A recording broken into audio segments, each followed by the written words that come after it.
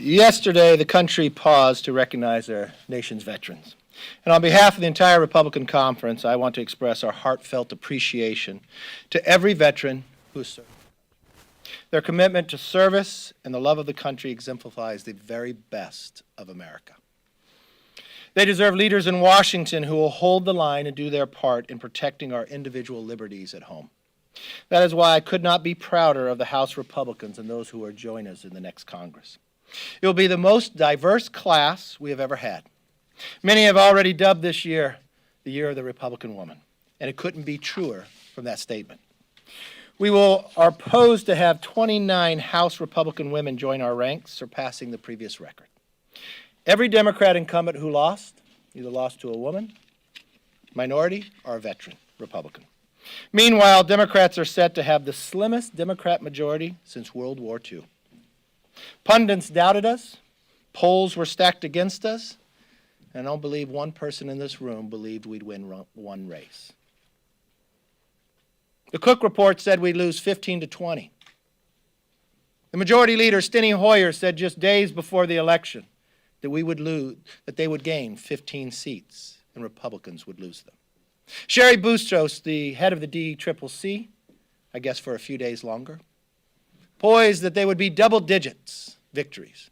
Nancy Pelosi, the Speaker of the House, claimed that she was not only winning the majority, she was having 2 elections this November. That it would be such a large victory, she would guarantee the majority for the next election as well. They were all wrong. Not one Republican incumbent lost. Republicans won from Miami to New York to Minnesota to California. The only seat the Democrats won was an open seat, and then they claimed to have won a redistricting in North Carolina where Republicans didn't even run. I heard the Speaker call it a mandate. It was a mandate against socialism. It was a mandate against defunding the police. It was a mandate against wasting a majority that the Democrats have done for the last Congress.